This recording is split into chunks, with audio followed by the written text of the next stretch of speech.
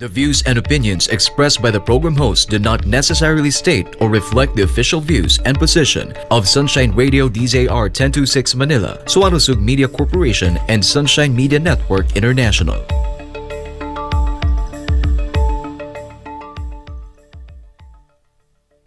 Para sa Diyos at ang Pilipinas nating mahal. Kailangan yung tayuan yung prinsipyo. Kailangan nandudong ka lagi sa tama. Para ito sa mga tunay na lalaban para sa bayan. Pagkamali, banatan. Pero pag tama naman, palakpakan natin. Yan ang Banateros, walang inuurungan. Pag tama, palakpakan. Pag mali ay babanatan. Yan ang Banateros, boses ng ordinaryong Pilipino. Banateros ay walang makakaawan. Yan ang Banateros, walang inuurungan. Pag tama, palakpakan. Pag mali ay babanatan. Yan ang Banateros, boses ng ordinaryong Pilipino. Banateros ay walang makakaawan.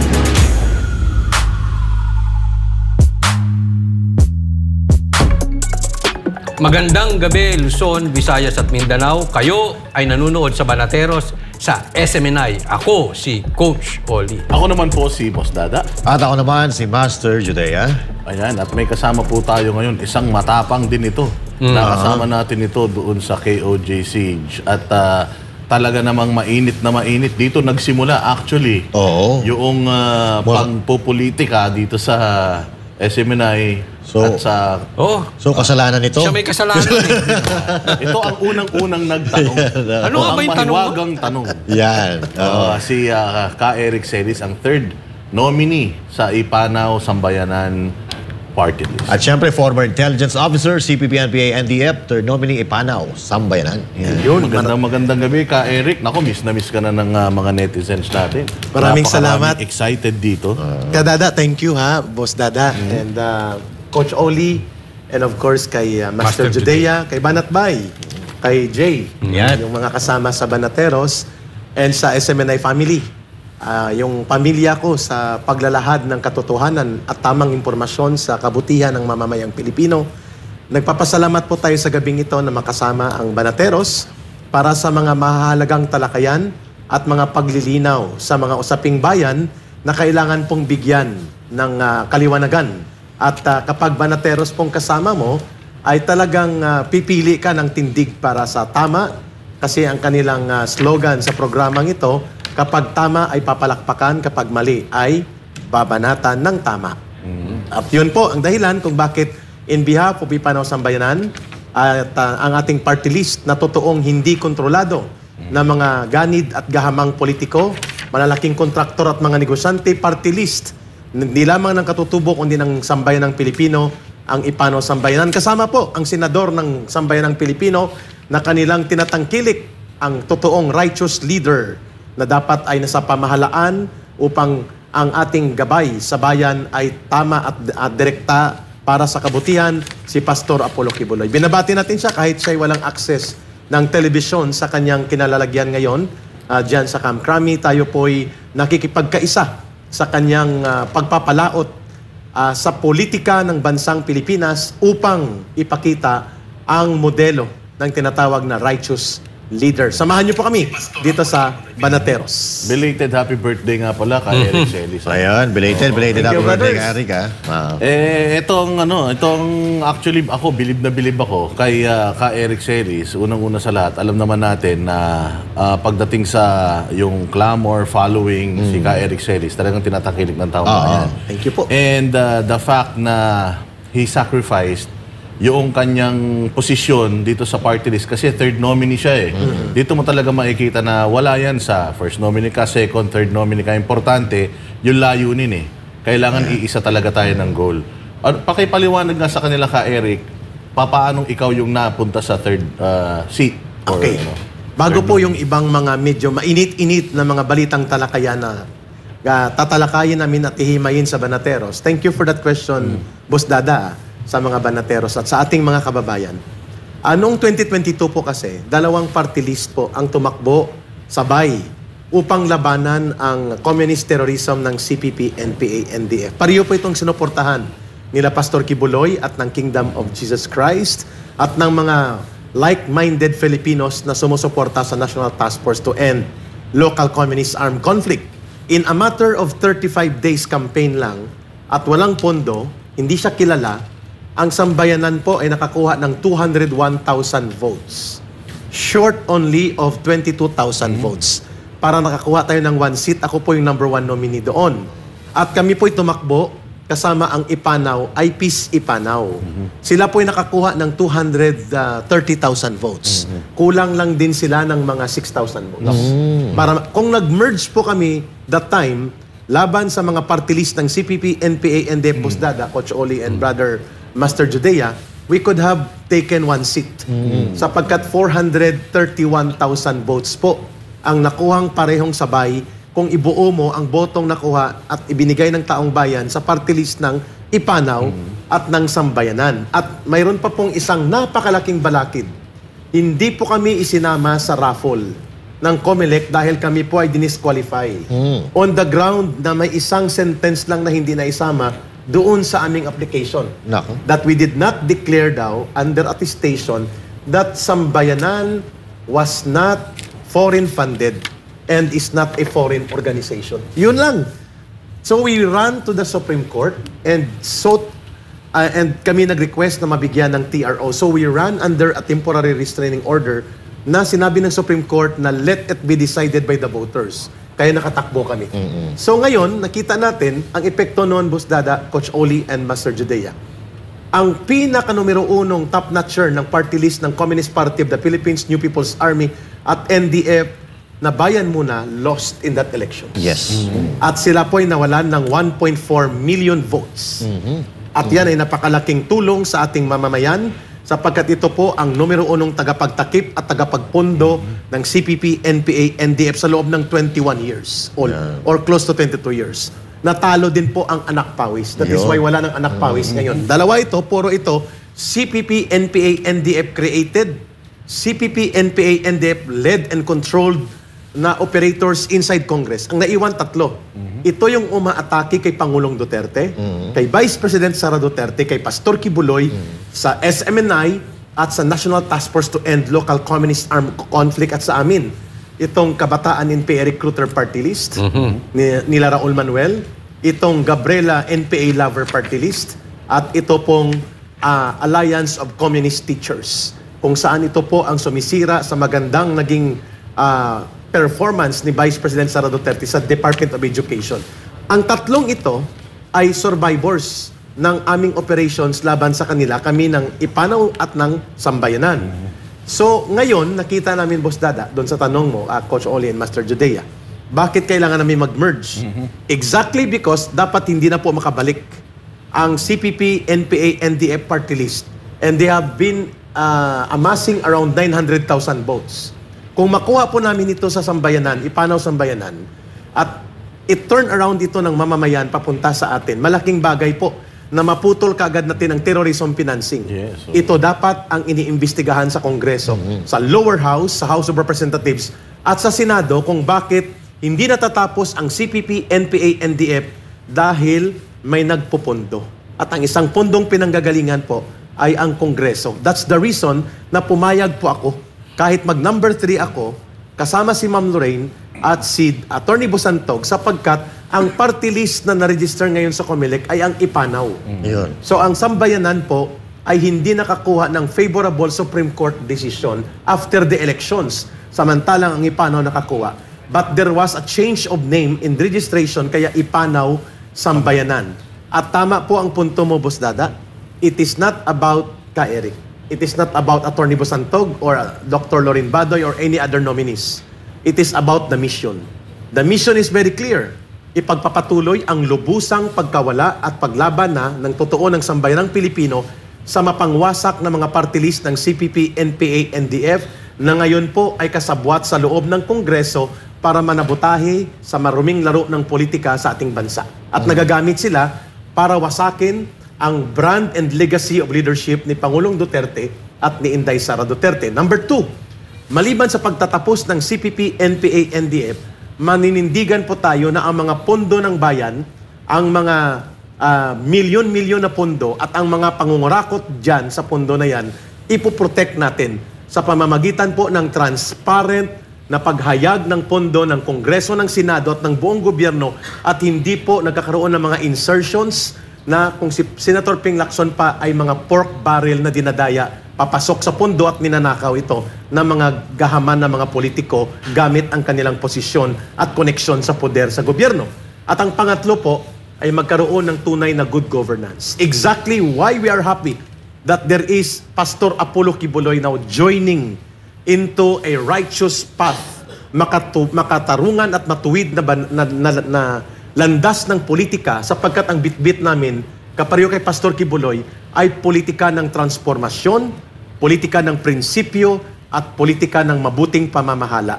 We are the only party list na hindi po pinupunduhan at kinokontrol ng malalaking pamilyang politiko na tradisyonal na may mga poder at kapangyarihan at pondo at kayamanan.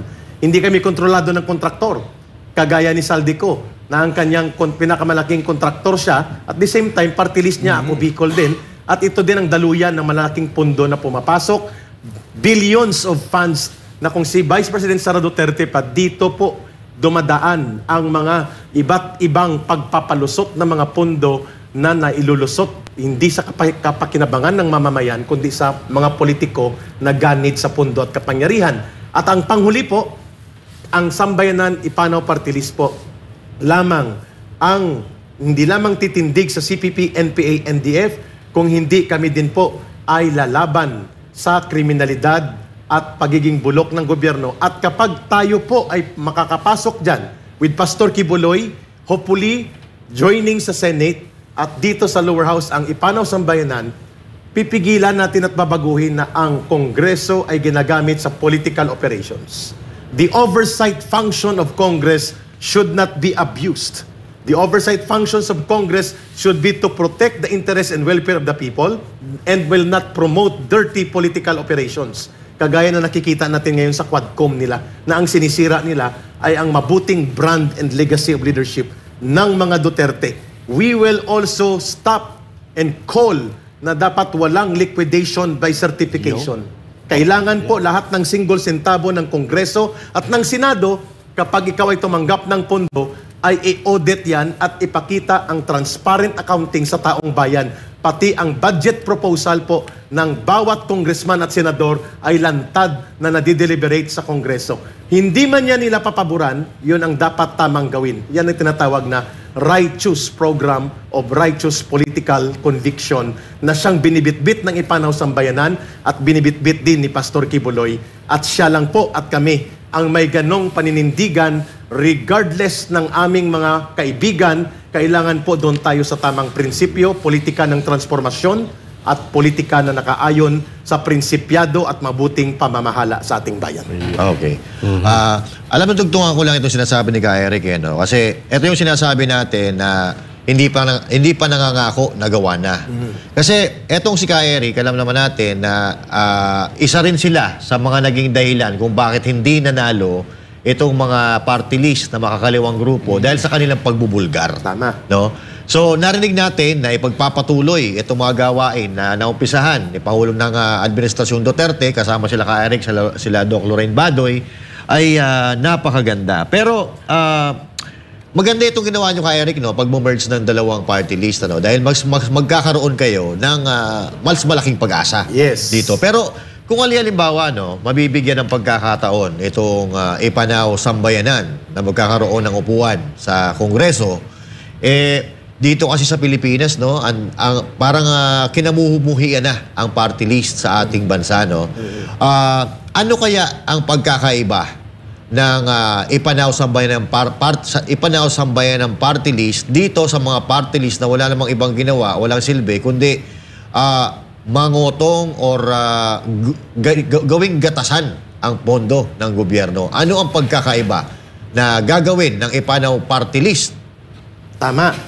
Kailangan po magkaroon ng malinaw na good governance program ang Ipanaw Sambayanan Party List. Kami po mangunguna na dapat ang bawat single centavo na nire-release sa bawat kongresista at mga party list included dyan, pati proyekto nila, ay nasa online, kayang i-access ng taong bayan, at dapat yan ay nakabukas ang mga budget at ang mga transparent and accountable ang kanilang budgeting and expenditures at dapat matigil na ang Joint Senate and House Resolution number 10. Isa yan sa ikakampanya natin. Bakit?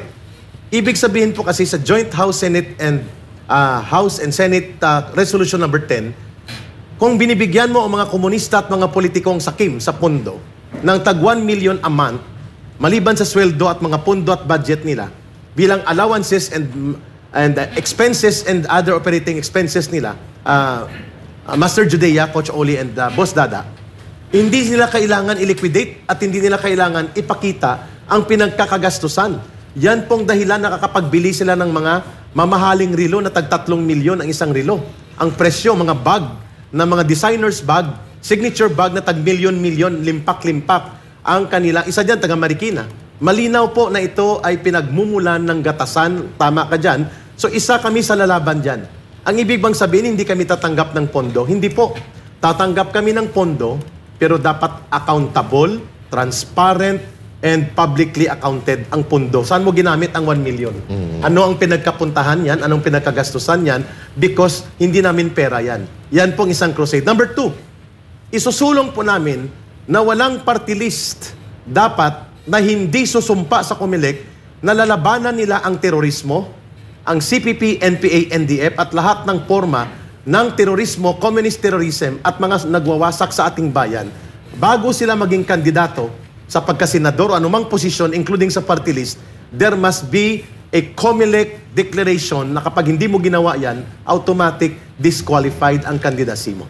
So, hindi mo kailangang baguhin, Master Judea at Brother Coach Oli and Boss Dada, ang Omnibus Election Code. Kailangan mo lang magkaroon ng COMELEC internal guidelines upon resolution or isang particular na batas na mapoprotect ang party list. Pangalawa, kailangan ang mga party list po ay may specific na mga program. Hindi po pwede na ito ay daan ng panluloko at backdoor. Halimbawa, ang isang party list dyan, speaker na siya, ang kanyang asawa party list pa, ang kanyang bayaw party list pa, at ang kanyang pamangkin congressman pa. Ang isa dyan, marami dyan kontraktor na, at the same time ang kanyang pamangkin may party list pa, sa Bicol din ito. Sa Iloilo, ganun din yan, mga kontraktor malalaki. Pampanga, meron Pampanga, ganun din. At halos mga party list, may nagtatanong nga, anong party list itong representation na ang kanyang title ay bakit yung nagbudots na senador?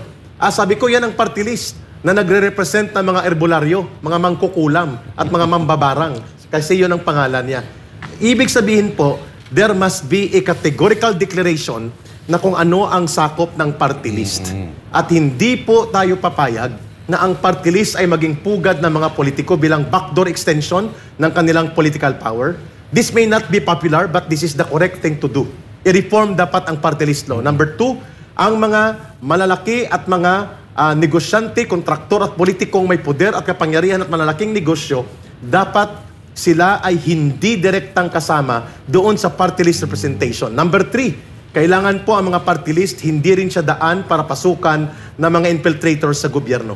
There are a lot of things to do about the party list law. Kasi nakalagay lang sa batas natin, Master Judea, ay sectoral representation 20%. Hindi naman sinabi doon na dapat sa party list election manggagaling yan. So i-review dapat ito upang hindi ito maging daan for backdoor extension of political power at magiging gatasan ng malalaking pamilya at negosyante at politiko at ng mga komunista. Isa po yan sa itutulak natin. At ang pangatlo at panghuli na nakikita ko dyan ay ang boses ng mga katutubo.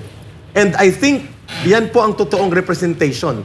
At tumutugma po ito sa naging deklarasyon ni Pastor Kibuloy na siya po ang magre-represent ng good governance agenda sa Senado. At kapag nagkataon na ito po'y naranasan ng mamamayan na pwede palang magkaroon ng righteous leader at magkaroon ng righteous governance, ito po, Master Judea, Coach Oli, and Boss Dada, ay hindi malayong mangyari. So sa tinatanong nyo sa akin ngayon, ito ba ay doable? Yes. Pero ito ba ay passable? Yun po ay impossible. Pero ito ba ay dapat gawin? Dapat gawin. Correct. Magaling ano? Nagustuhan ko yung sinabi mo na yung manunumpa ka, bago ka tumakbo, manunumpa ka para nalalabanan mo ang terorismo. Yes. yung armadong pakikibaka, yung terorismo at i-specify CPP, NPA, NDF, Abu Sayyaf, Ansar al-Khalifa, all those declared. Lahat ng mga... At kung hindi ka pipirma, you are not qualified to run. Dapat ganun. Kasi gobyerno tayo Kalaban natin ang mga rebelde. At diba? may gustong pabagsakin ng gobyerno. Pero sa tingin mo... Konektado yung gusto kong itanong sa'yo. Kasi ito, sinasabi mo yung mga pang-abuso, regularities na nangyayari, paggamit sa party list, para sa pansariling political na agenda. Sabi mo nga, kamag-anak, hindi makapaglaban sa isang distrito, so ang ginagawa, bumibili ng mga party list. Yes. Tapos sila yung mga tumatakbo mga representante nun. Sabi mo, aayusin natin yun. Pipilitan natin pag-aralan yun. Kaya lang, yung mga Pilipino, dahil nga dyan sa issue na yan, ang gusto nga nila, i-abolish na yung party list system. Ikaw ba, Ka Eric, sa tingin mo, dapat bang i-abolish na yan? Or, kasi parang kung i-abolish mo yan, yung corruption in total, mawawala. Ang posisyon ko personally, at I think ito din ang posisyon ng Ipanaw Sambayanan, i-reform.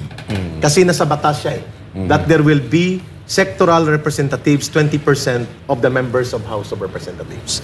So, nasa konstitusyon, may enabling law siya. Ang i-reforma natin ang enabling law. Because the spirit of the law in the Constitution is very clear. Ang mga marginalized sectors na hindi kayang tumakbo sa regular, highly funded, high-profile campaign na napakagastos ay magkakaroon ng representasyon sa isang party list, sa isang sectoral representation. Ano po yon? Kababaihan, kabataan, katutubo, magsasaka, Teachers. manggagawa, yung kasama sa teachers, manggagawa, and then mga mangingisda, mga marginalized o mga walang boses at mga nasa laylayan ng lipunan at mga nasa mahihirap na sektor ng lipunan. Yun po ang spirit ng konstitusyon. Ito po ay binastos, ito po ay inikutan. Sa enabling law, naikutan siya. At ang Supreme Court ay guilty dyan. Sapagkat dati, ang unang pagtakbo, sectoral representation, 3 or 4 na beses yan binaliktad ng Supreme Court para kahit ang hindi security guard, pwedeng tumakbo na mag-represent ng security guard, naging congressman siya. Anak siya ng dating presidente. Doon nagsimula ang mga pangbabalahura sa party list enabling law. So ang sagot ko sa tanong ni Boss Dada, reform. Mahirap gawin sapagkat matatamaan natin ang interes ng mga politiko, negosyante, kontraktor, at mga gahaman at ganid sa poder na gusto nila 3-4 ang congressman nila. May gobernador, may mayor pa sila. Subalit, hindi man yan maipasa kaagad, mamumulat natin ang mamamayan kung anong tama. Ibig sabihin, it is doable. It may not be passable inside Congress because of the tyranny of numbers, but it is the right thing to do, meaning gawin natin. Mas maganda na yung pinamumulat sa taong bayan para kung hindi man ngayon, sa mga susunod siguro na panahon. Kasi naisip ko rin yung ka-Eric ngayon kasi kung pagbabasyan natin yung mga nangyayari ngayon sa ating gobyerno, mukhang hindi rin nila papayagan yung gusto natin mangyari, di ba? So political dynasty. Yan. Maghihintay tayo na tayo naman yung medyo may hawak ng gobyerno. Kasi ngayon parang iba kung makakabaliktaran sa nagdaang administrasyon ang nangyayari ngayon. Tama po. At ang punto ko lang naman, Boss Dada, Coach Oli and Master Judea, it does not mean na kung hindi maipapasa ka agad, ay magiging hopeless tayo. Ang ina-address ng aming legislative measures, sapagkat kongreso po ito, ay ang pagmumulat sa taong bayan. I think similarly, kahit yung magagandang layunin ni Pastor Kibuloy, sakaling bigyan siya ng pagkakataon at pagtitiwala ng mamamayan na maging isang righteous leader, righteous senator, ay mahirap niyang maipasa because of the tyranny of numbers. But kapag ito po ay na-discuss in public discourse, inaangat natin at minumulat ang mamamayan. And they become politically mature to understand policies and programs. Sila na maglalabi niyan. Correct. Yung taong bayan na mismo ang magpupush ng isang bagay kung alam nila na ito ay makakatulong sa atin at sa sambayan ng Pilipinas. Halimbawa lang, Coach Oli, Master Judea and Boss Dada, yung billions of funds na walang accounting na ibinulgar ni Pangulong Duterte. Travel fund, MOOE, certification lang. Bawal po yun. At kung binubusisi nilang budget ng executive, ng vice president, ng iba pang sangay ng ahensya ng gobyerno, ng PNP, ng AFP, bakit hindi binubusisi at pinapakita sa taong bayan ang budget ng Speaker of the House, ng Senate President, ng Deputy Speakers, ng mga kongresista. Anong budget nyo? Saan nyo ito ginagastos? Saan ito napunta last time? Correct. Those are things na dapat nating i-protect because iyan po ang pugad ng korupsyon. Ibig ko pong sabihin mga kababayan, dito sa aming kasama ko sa mga banateros, ito po ang kaibahan ng Ipanaw Sambayanan. Principled, transformative, and anchored on good governance na uri ng agenda. It may not be successful, but it does not mean it is shooting star. Yes. Na ang pinupuntarya namin ay moon and stars. No.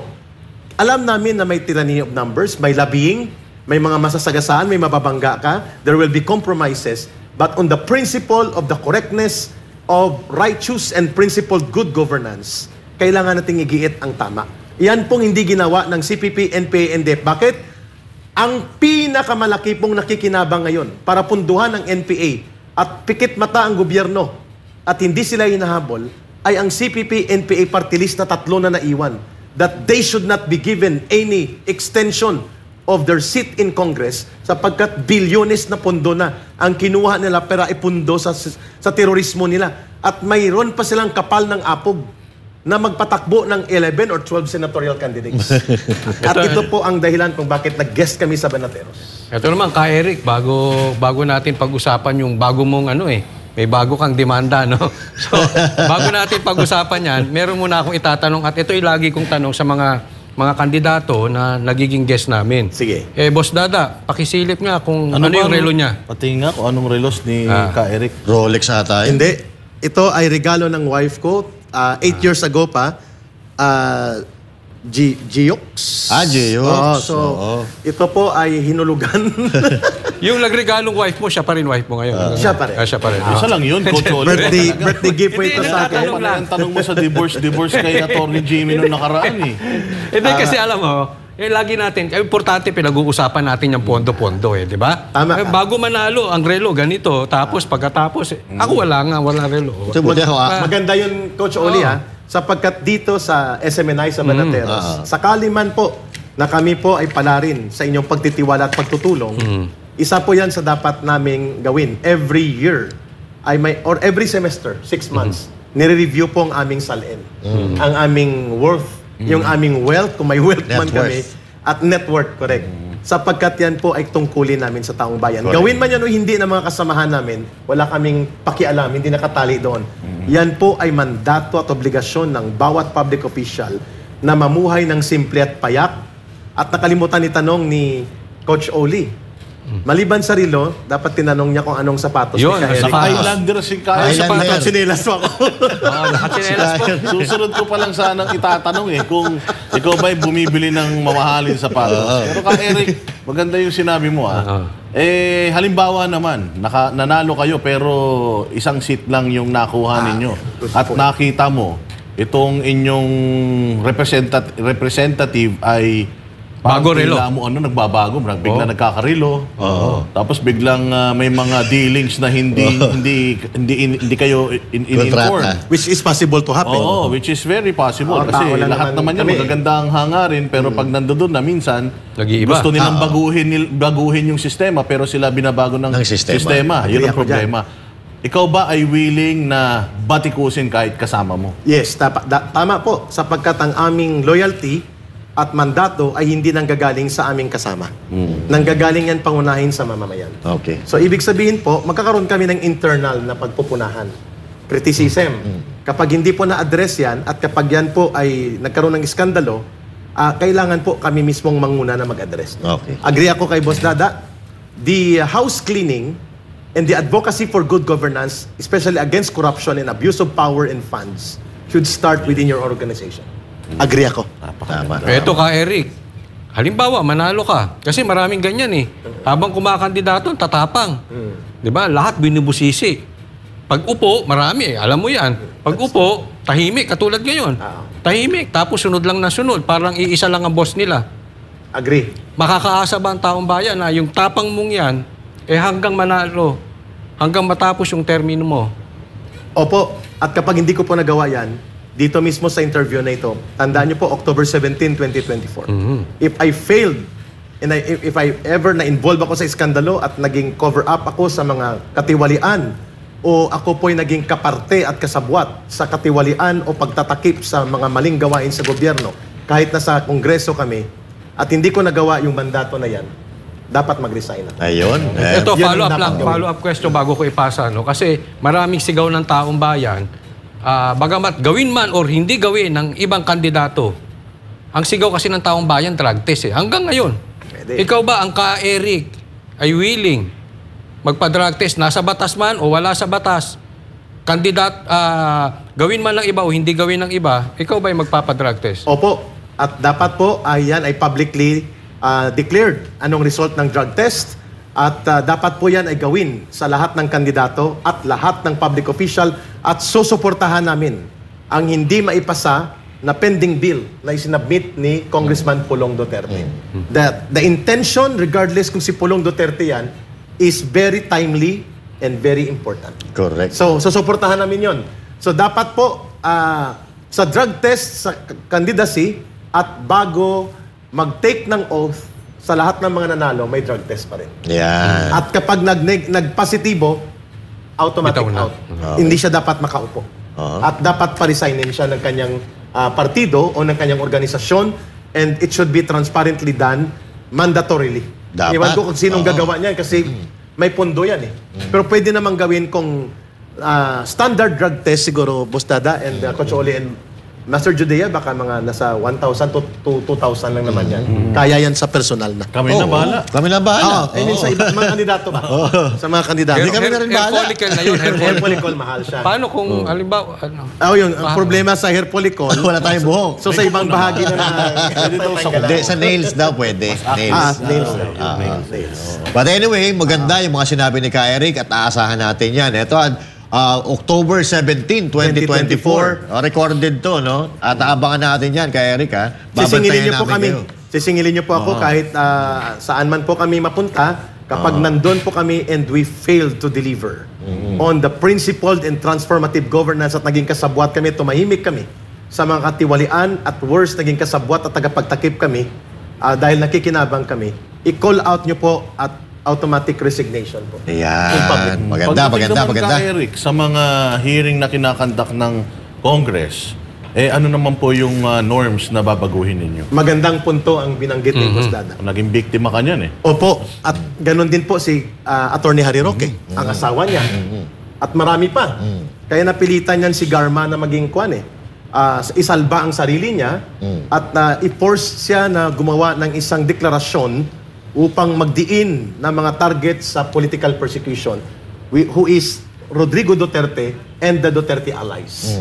Malinaw naman yun eh, kung anong nangyari doon.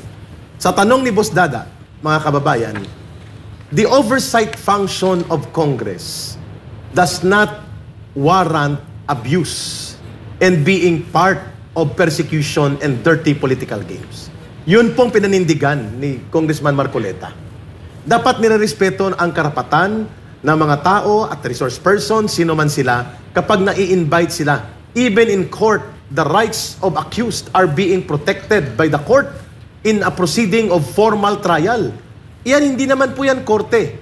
Tama po, dapat ang oversight function ng Kongreso at Senado, hindi po dapat lumalagpas doon sa paglabag sa mga fundamental na karapatan ng mga mamamayan na ginagarantiyan ng konstitusyon. Number 2, hindi po dapat ito ginagamit para manikil, mang-abuso, at maglapastangan sa mga individual na tinatarget upang ipahiya o kaya ipitin, gipitin, bastusin, at lapastanganin po sila. Tama ka, Boss Dada? Tama po kayo, Banateros. Guys, naranasan po namin yan ni Ma'am Lorraine kung paano po ang SMNI at ang hearing na yon ay kinonvert into a systematic attack against press freedom and freedom of expression and against an independent media organization. At kung paano ginamit ni Hontiveros ang kanyang oversight function upang mag-persecute at mangbastos at mag-prejudge at magkaroon ng isang operation para wasakin ang pagkatao ng mga religious leaders to the point na binayolate na ang separation of state and power at ang religious freedom, hindi na kinilala. Ito po ay dapat matigil. There should be boundaries on oversight function. Number 1, dapat ang binabantayan kasi ng oversight function ng Congress, Brother Boss Dada, Master Judea and Coach Oli, korupsyon ng gobyerno. Yan. Oo. Iyan pong una niya. Number 2, kung tama o hindi ang ipinapatupad na programa ng executive o ng presidente pababa. At number 3, kung may mga nalalabag na mga batas o karapatan ng mamamayan na ang lumalabag, Estado. Yan po ang function ng oversight. Hindi po ito dapat parang isang korte na pwede ka magpa-aresto, magpa-detene. Lalo na po, i-call out natin itong mga talagang abusado dyan sa Kongreso. Si Johnny Pimentel, si Stephen Paduano, ng party list na dating NPA ito. At kung AGK ang pag-uusapan, ito may ang grupo nito, isa sa may pinakamaraming pananagutan sa extrajudicial killing. Aboy, expert. Sino? Si Paduano. Ng Padcom. So lahat po sila ng mga ito, hindi po yan allowed na labagin nila ang mga karapatan ng mga individual na nakasaad sa konstitusyon. Mantakin mo wala kang kaso pa, ikaw ay kukulong. At sasabihin nila na makakalabas ka kung kailan namin gusto. Kung kailan matatapos. At kailan matatapos. At kung kailan nila sasabihin na pwede na. That is a fundamental attack to the rights of people. Birthright po ang right to liberty and freedom. Hindi po yan pwedeng sagkaan, labagin at lagpasan at sagpangin ng isang ahensya ng gobyerno. At nakakalungkot po na yan ay nangyayari ngayon. Hindi po yan pinayagan ni Pangulong Duterte na mangyari sa panahon niya. Correct. And even in previous presidents, we have not seen that kind of abuse and overreach of oversight functions in the guise of oversight na kunwari nagre-review sila ng mga government programs and policies. Pero ang ginagawa na nila ay sobra pa sa kapangyarihan ng korte. At sila ay naging executioner at persecutors ng mga taong bayan. Napakadelikado po yan. Dapat matigil yan. Even if we will become members of Congress, that should be cleared out in Congress, sa lower house at sa Senado. Itong gusto ko kay Ka-Eric, diretso, pinakalanan. No? Naku, Ka-Eric, magpapasko na naman. Nagmuntik-muntik ang... Oo nga eh. Mag-1 year na pala. October din yun. October 30. Baka dito pa masimulan sa show namin. Oo nga eh. Nagtanong ako noon eh. Totoo ba na 1.8 billion? Naku, wag mo lang tanongin Banateros to. Oo. Mas malaki pa pala, lumalabas. Yun pala, 2 billion. Mas malaki pa pala. Ang nagastos lang nila, mga nasa 45 million lang. Tanong ba yan? Tanong? Oo. Tanong. So nagtanong tayo. Ang sagot namin doon very simple. Ang Banateros, si Ka-Eric, or sino man na journalist, sila po ay may karapatang magtanong, tama o mali ang datos. Correct. Sapagkat ang pagtatanong ay karapatan ng mamamayan. Kung mali ang datos, di i-correct nyo. Hindi natatanggalan nyo ng franchise, buti hindi sumamang Senado, o ipapahiya nyo at gigipitin nyo at lalabagin ng mga karapatan sa malayang pamamayan. Pangalawa, the source of any journalist, vlogger man yan, o regular journalist, covered po yan. In-expand yan ni Pangulong Duterte. The source cannot be revealed unless there is national security to it. Unless baguhin nyo ang SOTO law. The SOTO law is the law na inisponsor ng lolo ni Senator Tito Soto. Yes, At yan po ay in-expand ni Pangulong Duterte. Expanded yan. Even vloggers have the right to invoke SOTO law. Ibig sabihin po, hindi pwede na ang mga nagbibigay ng impormasyon sa mga journalist, mamamahayag, or mga purveyors of information will be harassed and intimidated unless there is clear determination by the court na yan po ay may national security value. Pwede po yun. Congress should not act above the law. Tsaka paalala natin, yung hindi sila dapat balat sibuyas. Isa pa yun. Tama ka dun. Sapagkat sa Supreme Court ng United States at sa Supreme Court ng Pilipinas, ang doktrina yan ay Bustos Doctrine. Ayan po ay isang doktrina na ang public officials, it comes with the territory nila na sila'y bukas sa pagpupuna at komentaryo ng mamamayan. At yan po, kung ayaw mo, umalis ka dyan sa pagiging public official because ang tagabantay ng demokrasya at pundasyon ng Republican government at Republican democracy ay ang participatory governance na ang taong bayan pwedeng pumuna, pwedeng magtanong at pwedeng magkaroon ng kanilang opinion.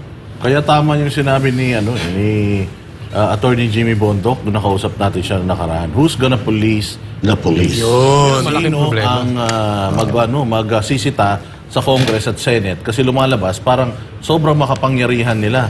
Ang Vice President at ang Presidente, pati ang Supreme Court, impeachable. Yeah. Pero sila, hindi. So, yun ang problem. Gray area yun sa konstitusyon.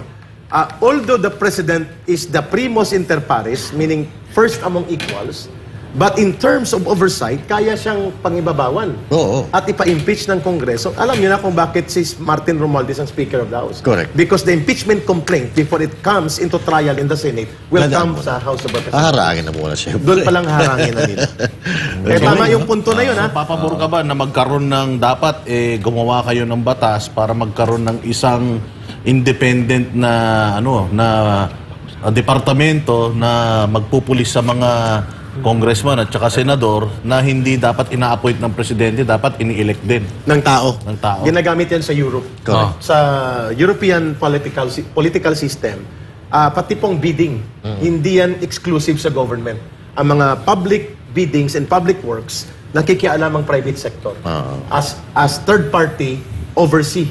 Nag-oversee sila sa third. Tama ako, agree ako dyan, Boss Dada, that Congress, the Senate, and the lower house should have clear-cut saan hanggan lang ang investigation. Ano po ang hangganan ng contempt power? Itong si Paduano, panay contempt ito eh. Dapat tinahambalos ito ng kanyang pananagutan doon sa panahon na nasa RPA ABB ito at nang nasa NPA siya. So kailangan po yan maklip at kailangan po mapigilan yan. At sino po, sino mag-iimbestiga dito sa mga paglabag nila sa mga pondo? Halimbawa, nagtatanong ang taga Marikina, saan napunta ang mahigit 300 million pesos na ayuda na napunta kay Kimbo? At bakit dinidisplay niya sa Facebook, mabuti ngayon ay tinatanggal-tanggal na niya ang milyones na mga bag at mga jewelries niya. So, yan po ay mga, sino mag-imbestiga sa kanila? Takot ang COA, ang ombudsman, hindi dumidirekta sa kanila. These are matters that should be discussed inside Congress. If you are a public official, even if you are part of the legislative body, you should not be acting above the law. At dapat alam ng COA yan at ng DBM. Dapat nagsasubmit din sila ng independent budget. Agree ako sa sinasabi ni Boss Dada. Coach Oli and Master Judea, there should be a third-party private group na ang kanilang trabaho ay mag-oversee sa mga budget na ito at mga public works na hindi nakatali lamang sa government bodies. At saka Eric, dapat itong paglalagay ng speakership ng isang speaker dyan sa House, dapat hindi dapat po pwede yung kamag-anak ng presidente. Dapat makagawa tayo ng batas na gano'n. Out of delikadesa, it should be. Dapat, gano'n. Kasi ito kung matatandaan nyo, mga partners, kung matatandaan nyo, si PRRD, di ba, dati, sabi niya, kung magiging speaker si Paulo Duterte, magre-resign siya. Yes. Pero ito, siya mismo ang nag-appoint sa pinsan niya. Siya ang nagmaniobra. Na magiging Speaker of the House. Agree ako sa punto na yan. Na dapat magkaroon din ng degree of level of professionalism and delikadesa. Sapagkat delikadesa po, napakahirap bilhin yan sa public market. Mahirapan tayo niyan. Mahirapan pa hanapin. Kailangan may guideline yan. If you're attached to the sitting president, there must be a rule na hindi ka pwedeng kumandidato. Correct. Sa speaker o senate president. Tama, agree ako dyan. Sapagkat pwede pong magamit ang mga personal na mga relasyon na ito para abusuhin ang posisyon of power bilang Speaker of the House at Senate President. Napakalawak na usapin talaga ng corruption. Pero bago natin dalhin doon sa gusto ni Coach Oli topic, isang huling katanungan lang patungkol dito sa history ni Eric Celis. Marami kasing mga bashers ngayon ang nagsasabi na hindi naman effective yung NTF-ELCAC, yung sinasabi nila. Kasi sabi ko, mayroon 3 legacy ang iniwan or 4 si PRRD. Actually, marami pa. Una, yung anti-insurgency, peace and order, war on drugs, tapos yung build project niya, at saka good governance. Yes, good governance. So yun yung talagang 4 na pillars nung kanyang talagang alam natin na very successful. So dinidiscredit nila yung NTF-ELCAC. Ikaw, sa tingin mo, naging effective ba kayo noong panahon ng inyong stint dyan sa NTF-ELCAC? Opo. Paninindigan ko po yung observation ng Banateros at ng taong bayan. Nang pumasok si Pangulong Duterte, Mindanao lang sa Southern Mindanao, Region 11 ito, ang guerrilla front dyan ay umaabot ng 16. Ang NPA dyan, as of 2017, January na nasa Eastern Mindanao Command ako as consultant nila. Nakikita ko ang report. The NPA in the Davao region alone, mga 1,300 fighters. At ang kanilang armas, mga 1,400, sumusobra. At ang kanilang mga guerrilla front ay magkakadugtong. Walang area dyan na walang NPA sa Davao. Sa Northeastern Mindanao, mayroon silang mga humigit kumulang ay mga aabot siguro sa mga 800 NPA to 900. Ito yung mga Caraga region. Din Bukidnon, Misamis, na mga area, mga 700 ang mga NPA. So sa Mindanao lang, dito lang na area, hindi pa kasamang Zamboanga at ang Cotabato, umaabot na sa mga 5,000 ang NPA. Ay, grabe, no? Sa 2017, data mismo ng security sector yan. Pag-implement ng NTF-ELCAC 2018. Ngayon, ni isang NPA guerrilla front sa Davao, wala. So, ibig Saka sabihin, yung sinasabi mo kanina, yung ano, Jay, naubos ang mga party list na mga kaliwa. ay, oo. So, Dalawang party list ang nawagtang. Yun ang magpapakita talaga na very effective. Yes. At ang recruitment nila, noong 2015, bago pumasok si Pangulong Duterte, they are able to recruit more than 10,000 students into front organizations at mahigit mga 500 to 700 ang nag-NPA noon, nakabataan, nag-exposure, mga 300 ang nare-retain sa NPA. Taon-taon. At yan ay dokumentado. Nang pumasok ang NTF-ELCAC na sinasabi ng CPP, NPA, NDF na nang-re-red tag, ini-expose ang kanilang mukha, ang kanilang operation, ang kanilang doktrina, ang kanilang modus operandi, ang kanilang recruitment by the first 2 years ng NTF-ELCAC nag-drop by 70%. Malaki yun. Ito kaya, Rick, may bali-balita ngayon na tuloy-tuloy na naman daw ang rekrutan sa mga schools. Yun ang nakakabahala. At Totoo kagabi ba? lang nakatanggap ako ng message sa UP Los Baños at sa UP Diliman at sa Polytechnic University of the Philippines, muli pong nanumbalik ang mga organizers. Nabubuhayan na. Naku po. Through the party list na pinupunduhan ng Kabataan Party ang kanilang mga movement. At may mga organizers sila. Meaning to say, Coach Oli, Master Judean Boss Dada, there were around in the Philippines mga 92 guerrilla front. Pag sinabing guerrilla front, provinces and barangays ang sakop niyan. Out of 92, nang bumaba si Pangulong Duterte, ang naiwan lang, I think ang na-clear na mga 88 or 89, ang naiwan mga 3 or 4 lang. Wala na sana. At ngayon, paubos na ito. Ubos na. Oo, pagbaba niya noong 2022, 2 years ago. At ang NPA na mga almost 10,000, nang bumaba si Pangulong Duterte, NPA armed regulars to Hindi pa kasama ang mga local militia, yung para mga kafgo ng NPA sa baryo. Mga poste-poste Yung mga tawag. poste nila at mga underground organizations. Mahigit kumulang po ay 90% ng NPA nag-surrender, namatay o na-neutralize. At ang kanila mga underground mass organizations, mga 90% na wala. At ang recruitment bumagsak by 90%. Ibig sa at ang party list nawalan sila ng mahigit 2 milyong boto dahil sa pag-i-expose sa kanila. Lalo na po sa recruitment sa schools at universities at ang kanilang mga labor infiltration at iba't ibang mga pag-infiltrate sa sektor na apektuhan ng lubusan. Kaya nila kami kinasuhan Sa NTF-ELCAC, ang kinasuhan na lang nila at pinupurso ako, si Ka Eric at si Ma'am Lorraine. At ang SMNI talagang ayaw nilang manumbalik ang puwersa ng laban kasama ang bayan na binuo ni Pastor Kibuloy. By the way, hindi po yun solo na achievement ni Pangulong Duterte at ng government lamang through NTF-ELCAC. Pastor Kibuloy and SMNI and Kingdom of Jesus Christ are the only entities, palakpakan po natin yan, at sasaluduhan ko yan, paninindigan ko yan, sila po ang lumaban sa CPP, NPA, NDF, the only program na nakilala si Ka Eric at nagkaroon ng pagyakap ang mamamayan, dito nagsimula ang laban kasama ang bayan. Pinunduhan ni Pastor, binuo niya, the title ginastusan. Ang estimate ko mga 1.5 to 2 billion 2 pesos billion. in 4 years. So yung ibang mga mga nakadikit sa Pangulo, kumikita, yung nakadikit sa Pangulo na si Pastor Kibuloy, gumastos. Gumastos, correct.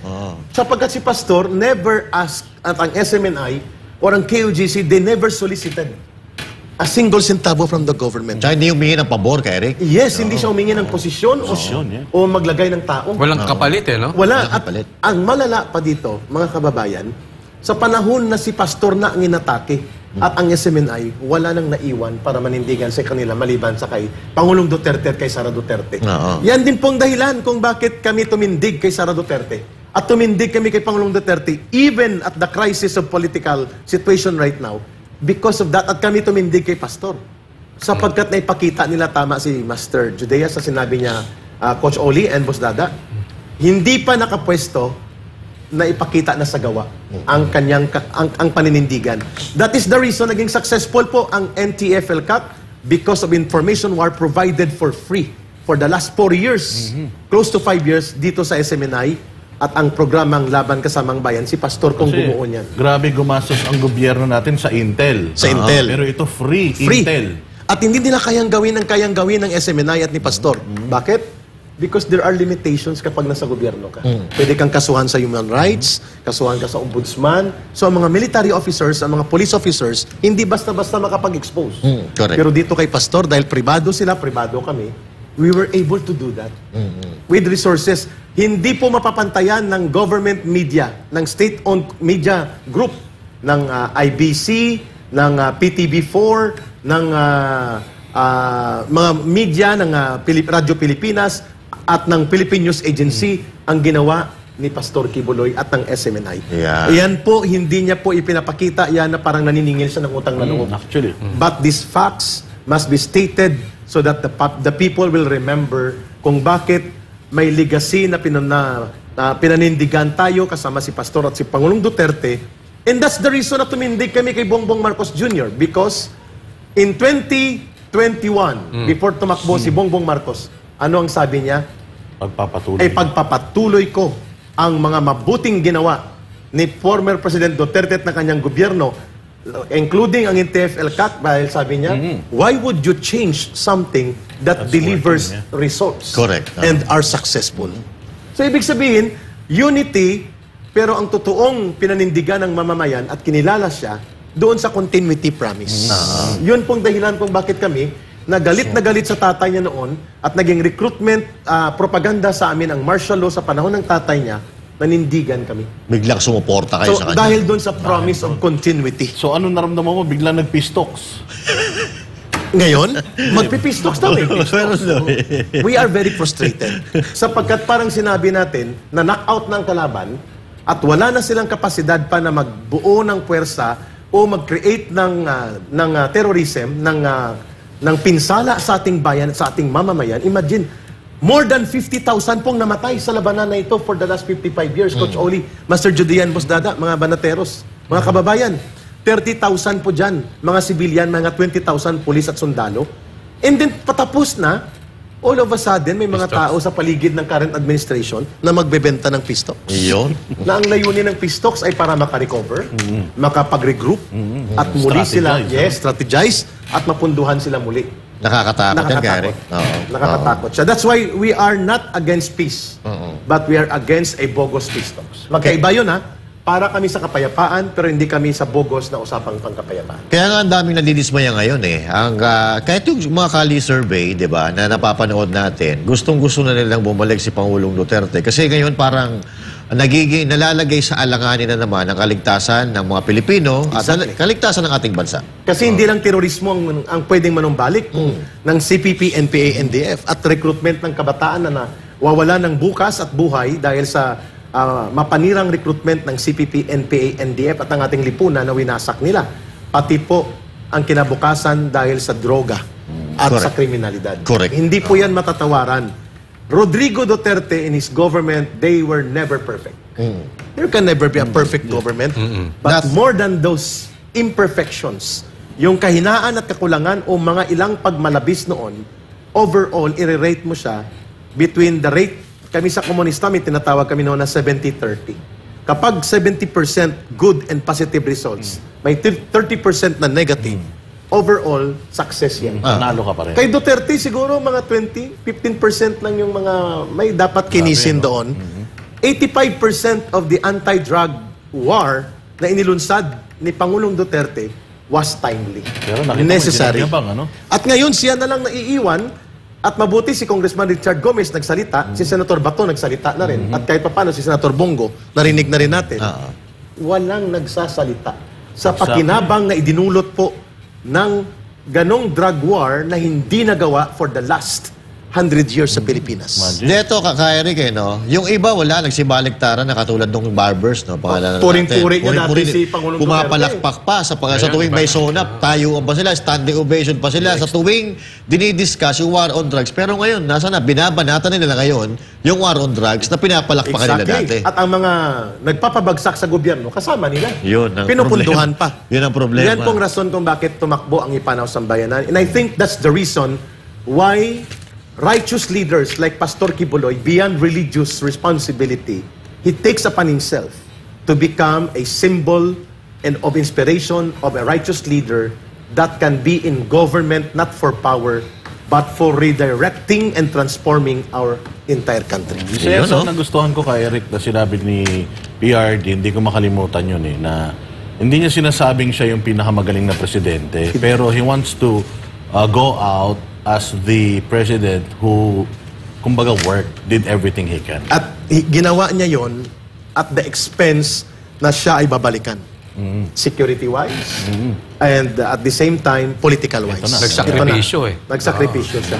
Hindi po kami mga hindi po kami mga kulto ni Pangulong Duterte. Kami po ay tagapagtaguyod ng tamang pamamahala ng brand and legacy of leadership that should be explained and defended to the people. At hindi rin po kami mga solid, all-out critic ng gobyernong ito. Ang aming punto lang, kung may mabuting mga naganap sa kasaysayan at sa mga nakaraang gobyerno, this current government needs to admit na dapat humalaw at kumuha ng leksyon, ang mga pagkukulang at mga kahinaan kinisin at palakasin at i-improve. Hindi dapat atakihin. Lesson learned yan po nang umupo si Cory Aquino. Hindi lahat ng nangyari kay Marcos Sr. ay mali. Para kay Cory Aquino, nang siyang umupo, everything about Marcos ay binaliktad. Mali lahat. Nabulok ang ating lipunan at muli tayong nasadlak sa luma na tanikala ng bulok na politika, ng gantihan. We should not be dragged towards that. Tinapos na ni PRD, naging effective na hindi mo kailangan balikan. Nang takin pagbaba niya, 90% ng insurgency solved. At ang droga, ilan na lang ang naiwan. Pati ang mga kawatan at mga sa gobyerno, takot gumawa ng kasalanan. At mga sindikato at kriminal sa loob ng organisasyon ng polis, nagkawalaan yon. Ngayon, naku, nakakatakot po ang ating kalagayan. Maybe, the running of Ipanaw Sambayanan and the running into the Senate race of Pastor Kibuloy, the likes of him and Marcoleta, na mga matitino, at yung iba pa, mga in-endorse ni Pangulong Duterte, na mayroong kakayanan for righteous leadership, is a wake-up call for the people. Kaya dapat manawagan tayo sa ating mga kababayan na I think it's high time na pumili po tayo ng tama. Pumili na po tayo ng tama. Marami po tayong resources, nandyan ang social media, meron tayong Google, or kung ano pa mga form of po pwede natin magamit para kilalanin natin ang mga kumakandidato. Madali na lang kilalanin ang mga kandidato. Master Judea, there are around 82 million Filipinos na may Facebook. No, di ba? 82 million. At ang botante dyan, pag talagay mo mga nasa kalahati, 40 to 45 million. Malaking bagay. Malaking bagay. Na makakapag-deliver tayo ng pagbabago. Ang sinasabi nila, baka dayain, baka ang machine, magicin, everything can be prevented with a vigilant population. Yan. Kaya mulat at handa ang mga tao na pumuligsa at bumatikos at manindigan para sa tama. Tama. Pag-usapan natin. Yan. Ito na. Mainit-init na kasi alam niyo, expertise talaga ni Ka-Eric yan. And talagang, kumbaga sa kanya, religion nila yan eh. Yung ginawa nila sa NTF-ELCAC o kumbaga nasa history na ng Pilipinas yan, nasa lahat ng administrasyon. Ito lang talaga yung administrasyon na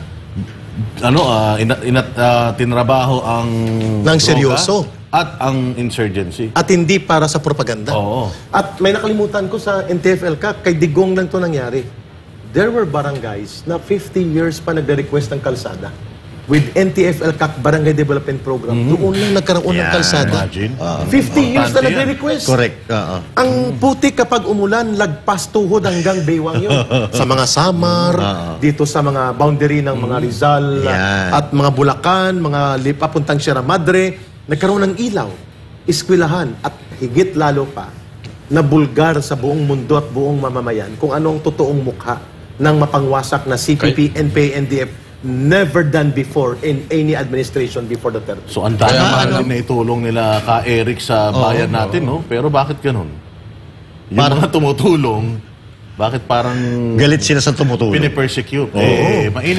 Mainit pa. Si Pastor nakakulong, hindi ko ma-imagine. Pastor nakakulong. Tumulong sa bayan. Tapos eto na naman, may bago na naman. Mainit na mainit, kakalabas lang. Yung sedition case na ibinaba or isinampa Sa DOJ pa. Department of Nasa Justice. DOJ pa yan. Sa inyo o sa atin lahat, Oo. ano ang masasabi mo? Sedition Dalawang kaso yun, Boss Dada Coach Oli and Master Judea. Sedition. Kasama si Banat Bay, ako at si Ma'am Lorraine, Attorney Torion, leadership ng Kingdom of Jesus Christ, mga abogado, ang dami doon. Oo. Abogado sila. sila. Dinidemanda na ngayon yung mga abogado. Biro ko nga kay Dada. Dada, kung halimbawa, drug lord ako, ikaw lawyer ko. Ang kaso ko, drug trafficking. At pinag-initan tayong dalawa, ibig sabihin pati si Boss Dada kasuhan din ng drug trafficking. kasi Lawyer ko siya. Kakampi mo kasi siya. Inaalisan ng trabaho yung mga abogado. Exactly, the point. Grabe talaga. Nakakabahala po ito, bagamat hindi pa naiakyat sa korte, we have to be clear about this. Ang nagsampa po si IDG sa pamumuno ni Nicolas Torre. The name sounds familiar. He is now being rewarded as the acting chief, hindi ko alam kung regular director ng CIDG. The primary national unit of the PNP in charge sa mga high-profile cases. Bilis ng award. Oo, grabe, no? So mga kababayan, ano po ito? At paano natin tinitingnan in the last portion ng Banateros program ngayon? Ito po ay isang signos, ominous sign. Pag sinabing ominous sign, nakakatakot at nakakabahalang signos o babala na gagamitin ng gobyerno ang kanyang poder para pigilan po ang malayang pagtalakay sa mga public issues, lalo na kapag critical to the government.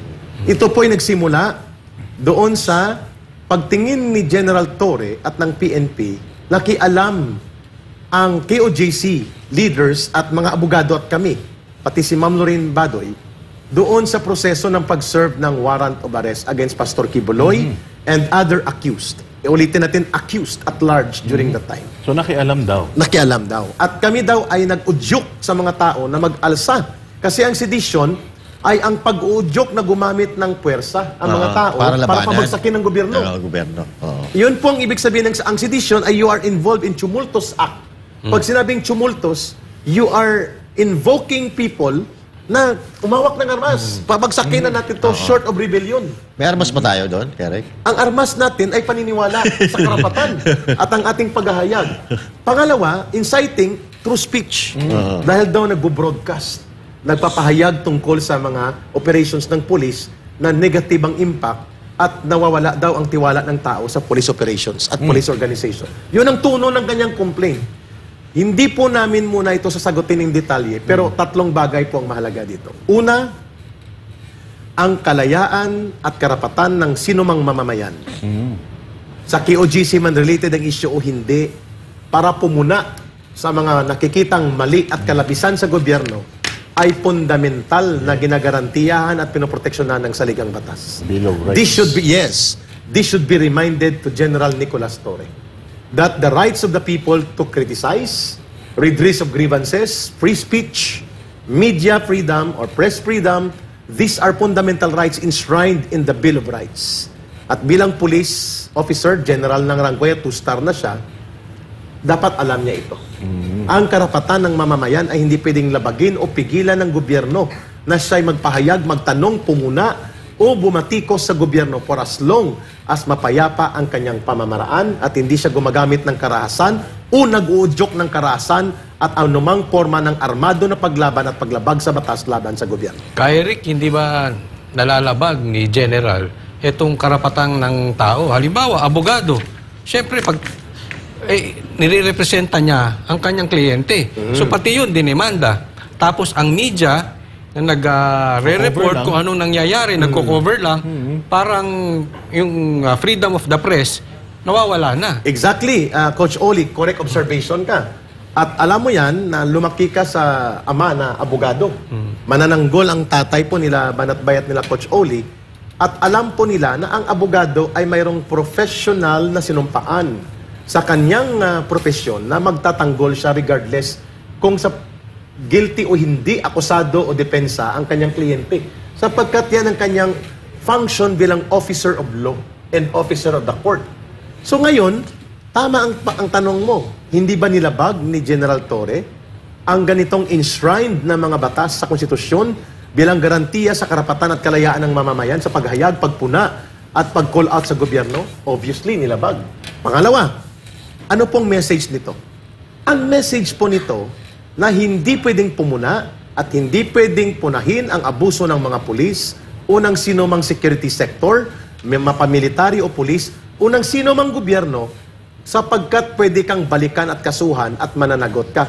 At ito ay isang pamimerwisyo, pananakot at intimidasyon, harassment.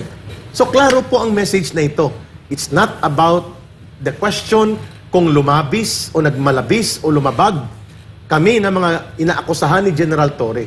It's about the message sending out to the public na wala kaming sisinuhin at sasantuhin kapag nakita namin na kayo ay magiging bahagi para mapigilan ang anumang forma ng abusadong paggamit ng kapangyarihan at instrumento ng Estado, kakasuhan namin kami ng sedisyon, inciting to sedition, obstruction of justice, rebellion, or promotion, or supporting, abetting rebellion. Napakadelikado po ito, sapagkat ito po ay pagbabalik sa madilim na bahagi ng panahon ng diktadura at ng martial law sa panahon ng tatay ni Ferdinand Marcos Jr. Na hindi ka pwedeng bumatikos na wala po ang mga constitutional fundamental rights and freedom ng mga mamamayan. Number 3 na mensahe po nito. Kapag kayo ay hindi nag-cooperate, hindi naging tikom ang bibig at nagsarado ang inyong mga, hindi nyo sinarado ang inyong mga mata, hindi kayo nagbulag-bulagan sa mga kalabisan at mga pag-aabuso na ginagawa ng instrumento ng Estado, kayo ay may pananagutan sa gobyernong ito. That's the message. Very dangerous po ito, napakadelikado kapag ito po ay hindi nakita ng Department of Justice na ito ay isang harassment case at ito po ay walang basihan kundi magpalaganap ng pananakot, intimidation, and message of suppression. Yun ang mensahe nung demanda na yun ni Torre. Yun. Ikaw naman, anong mensahe mo kay General Torre? Dapat hanapin niya ang kapayapaan at kapanatagan ng loob doon sa pagsunod sa prinsipyo ng demokrasya.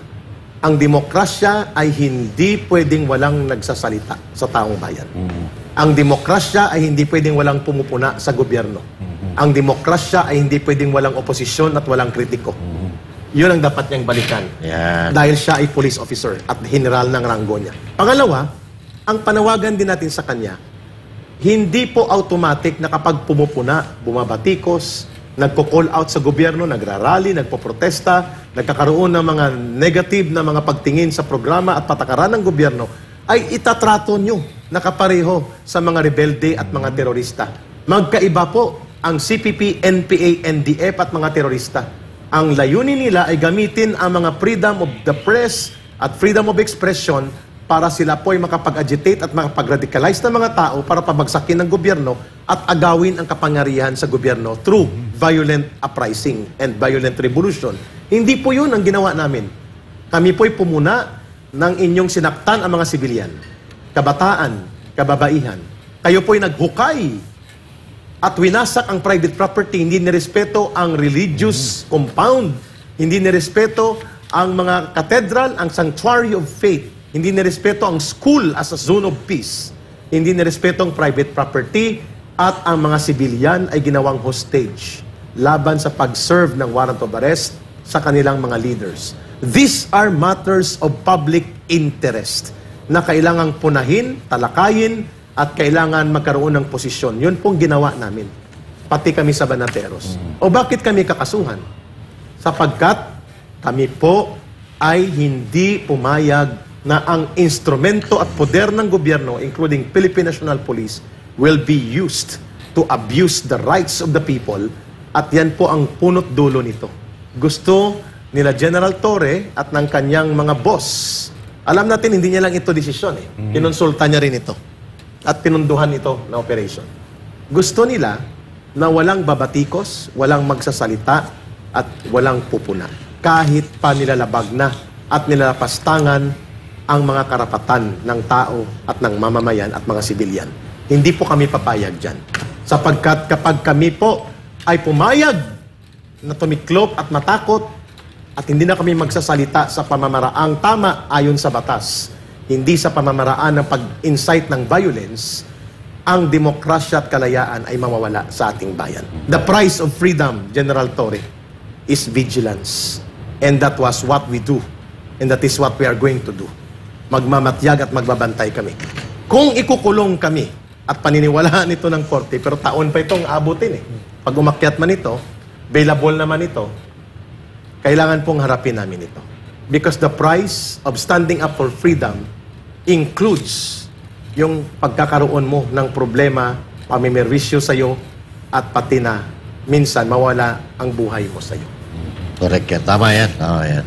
Ano yan. Pero in fairness kay, kay General Torre, o in fairness sa kanya, kasi marami siyang mga statements, kahit sa Senate, sinabi niya na makapal naman ang balat ko, kumbaga sa itim ng balat ko at kapal ng balat ko, hindi ako magfa-file ng mga kaso, sabi niya. Pero in fairness to him, yung mga final naman niya na kaso ngayon, konektado naman dun sa proseso nung kanilang pagpa-file yung serving of the warrant ng warrant ng mga akusado dito sa Kingdom of Jesus Christ na tumagal ng 16 na araw.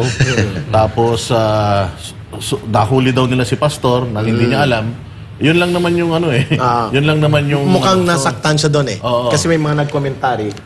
He was thinking na ina-undermine ang kanyang authority at ang integrity ng kanyang command leadership. Hindi ba dapat? But the people, you cannot prevent them from making judgment.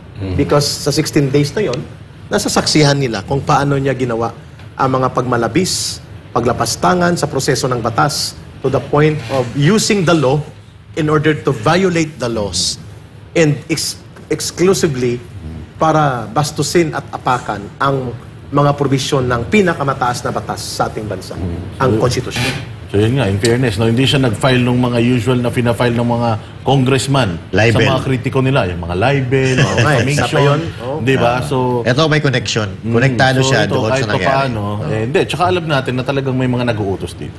May orchestrated to eh. Ng Sino sa tingin mo? Patingin ko administration pa rin. It may not be directly from the president. Minimum, it has come from the office of the Chief PNP. From their circle. Sa Chief PNP. Ngayon, nakakulong na kasi si Pastor Apollo Quezon. Isang tao na lang yung nakikita kong gigil na gigil pa rin eh. Oo. Tumatakbong senador. Oo, isa yun. Gigil na gigil. Yung hindi mananalo. May billboard ba yan? Yung billboard niya kalaban. Kalaban at... So, doon yun yung nakikita natin eh. Kalaban ng criminal. Hindi naman na siya boss. Sikat may billboard. Hindi naman na siya boss. Actually ni Torre dahil napalitan na siya ng mas magaling na DILG Secretary. Yung Remulla. Gobernador ng Cavite. Si John Vic. Tingnan natin kung ano yung mga development. Kasi nakita natin, alam din ng mga Pilipino na yung dating DILG Secretary artista. At ginamit niya ang posisyon niya para sa pamumulitikang marumi. Yun pong hindi matatawaran. At sabihin na natin, Abalos was the one who orchestrated that his power and position will be utilized for political machinations and operations, including po ang pagkokontrol sa maruruming laro ng mga pulis niya nang siya ang nag-utos na maraming illegal orders and questionable orders. Sa tingin ko, tamang venue lang ito sapagkat dapat ang Supreme Court makita niya rin saan ang hangganan ng warrant of arrest na pag-serve, ano ang tama, anong hindi tama, anong bawal. Katulad na sinasabi, akala talaga niya na mananalo siya. Isa-isahin natin. Mindanao. Sigurado, Lampaso. Sigurado, mahirapan siya dyan. That's around mga 22, 24 million votes. Yung ginawa nila sa yung ginawa nila dyan sa Davao City. KOJC. Sigurado yung sinabi nila na ang Davao City, mali yung datos na hindi pala tahimik sa Davao. Pilit nilang tinitwist eh. Hubahib. Meron din nangyari kay Hubahib. Tsaka yung huwag natin kakalimutan. Sa Barm.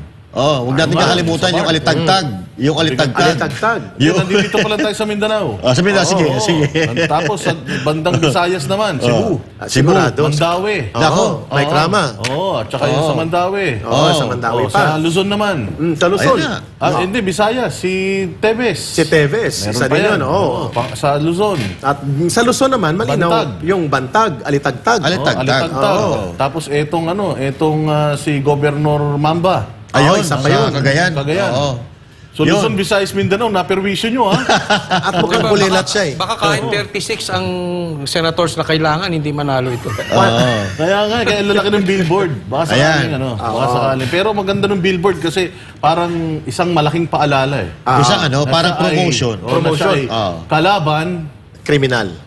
Dapat, alam mo, paggalitan niya yung hindi utak niyan. ng kriminal. Kaya talaga eh. Hindi makita yung promotion, parang promotion ng promotion ng isang sitcom. Sitcom. Sa TV. Oo. Parang ganun. At kung sa malayo na makita ng mga netizens at ng mga mamamayan, nilagyan nila at last nagkaroon ng tamang mensahe ang billboard.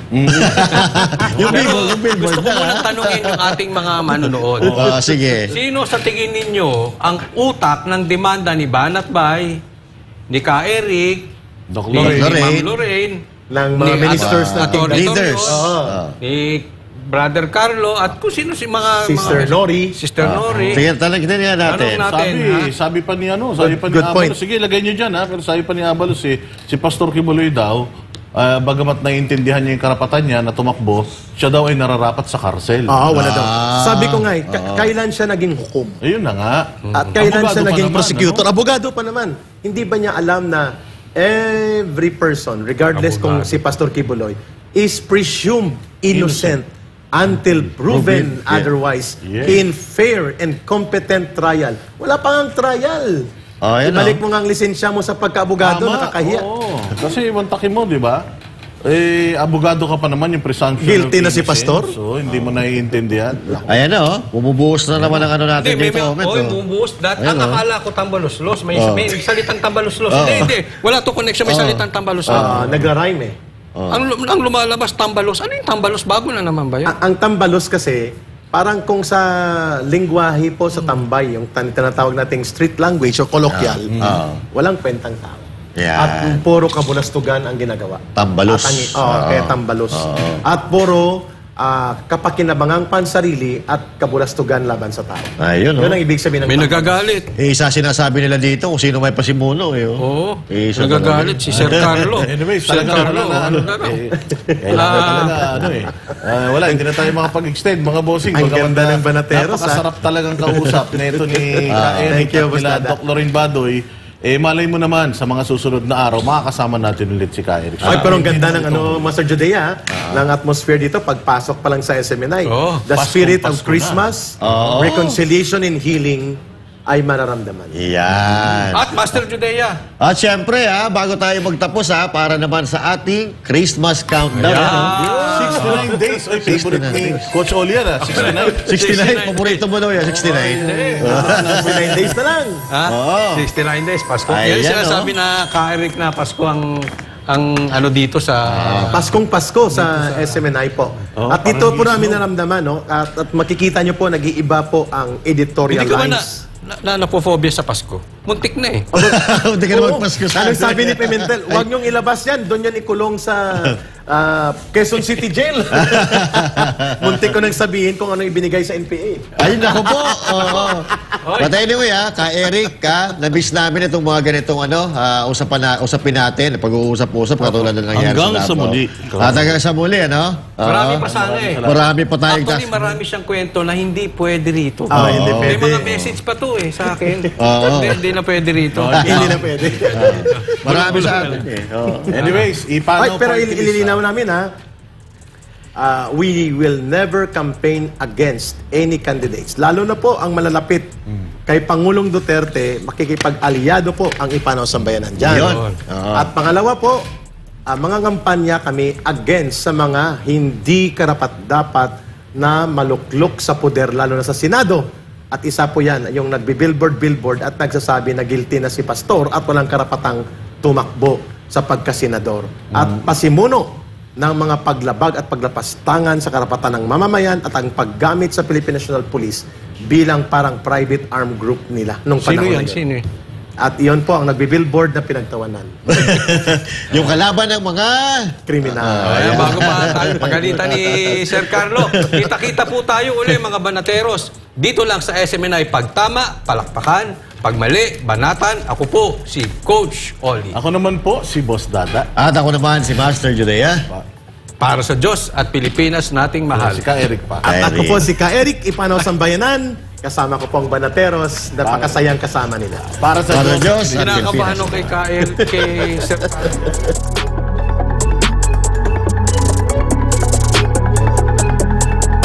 Para sa Diyos at ang Pilipinas nating mahal. Kailangan yung tayuan yung prinsipyo. Kailangan nandudong ka lagi sa tama. Para ito sa mga tunay na lalaban para sa bayan. Pagkamali, banatan. Pero pag tama naman, palakpakan natin.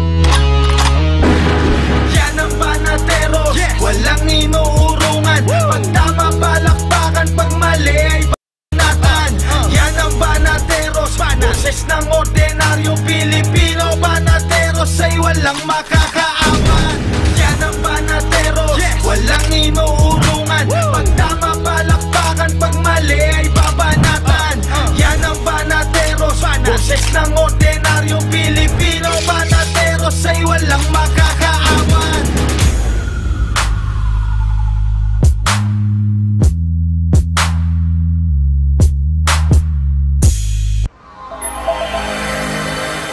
Subscribe to SMNI News Channel and turn on the notification bell to keep you up to date. Also visit our official social media accounts and join our community on Viber and Telegram.